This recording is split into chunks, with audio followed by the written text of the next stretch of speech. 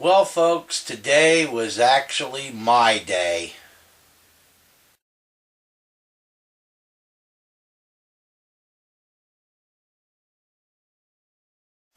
Well, after 3 days of constant interruptions, if somebody wasn't coming here to visit, other issues came up.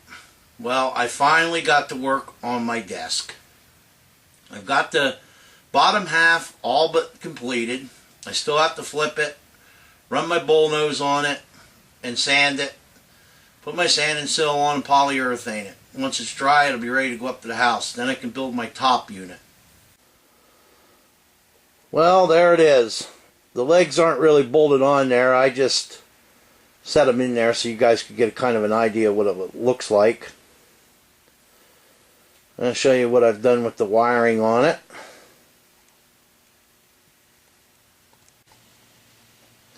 Okay, that wire I have drooped up over my leg there is actually my lead that I'm going to be plugging into my wall outlet in my home. You want to make sure that the wall outlet you choose to use is not, well, actually the breaker is not powering a lot of other devices, because you are going to need some amps to run this unit.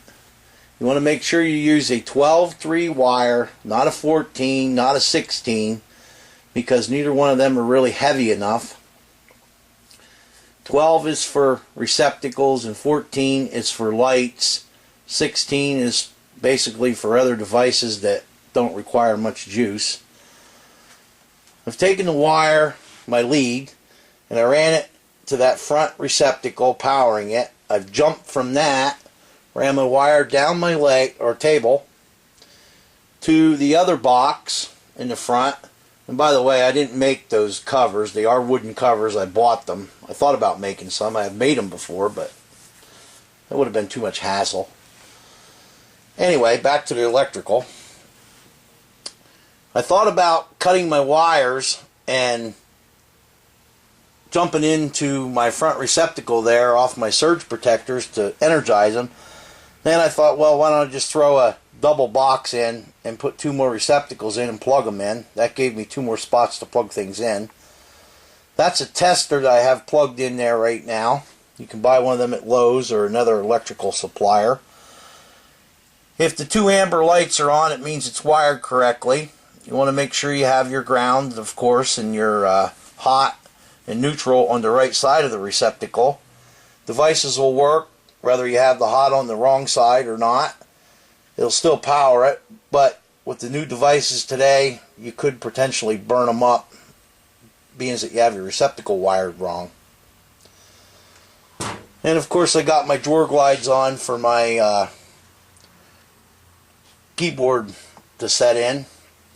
I don't currently have the panel made yet. I have nowhere to make it. This big desk is laying on my table. And that's about it, really. Just wire tied them together, drill a few holes through the back because you're never going to see it. Ran some wire ties around to hold the wire up. I don't currently have that one fastened because I still have the wire for the keyboard to run through there.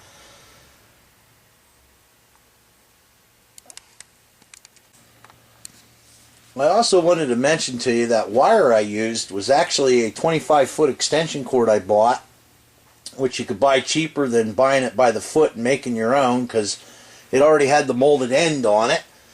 You would have had to buy the end. That would have cost you about $3, and the wire sells for $1.47 a foot, I believe, which would have ended up costing me about $36.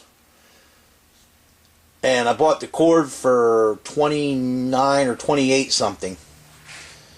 Save yourself a little bit of money that way. And I also wanted to tell you that when you do something like this, leave yourself some extra wire. Left plenty of wire there. It's not going to hurt anything under there. That's so if you have to change your receptacle, you have room to pull the receptacle out of the box. I've done some jobs that people ran the wire so short you have no room to pull the receptacle out to work on it.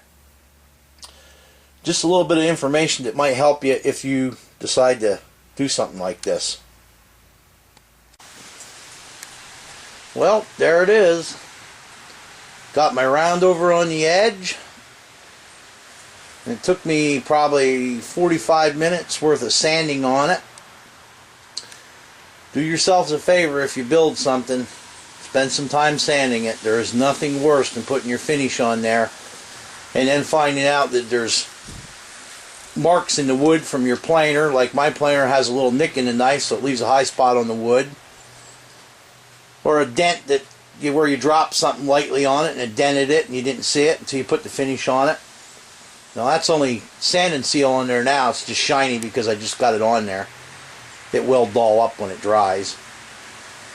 After that dries, I'll be ready to put the polyurethane on it, at least the first coat. I will put at least 3 coats on this because it's going to be something you're going to be using, writing on, whatnot. Sand and seal before polyurethane saves a lot of polyurethane. You don't have to buy Minwax. There's others out there. Get yourself a good quality brush. Put it back in the wrapper that it came in. It'll preserve your brush. It actually has a little piece of Velcro on the back of it. You can fold it right back up in there. Do yourselves another favor. Don't use those cheap 30-cent throwaways. The hairs fall out of them. They're not natural bristles. And then they get embedded in your polyurethane and you're disappointed. So another day or two after I get some coats on it, I'll have it up in the house. And then I can start my top unit.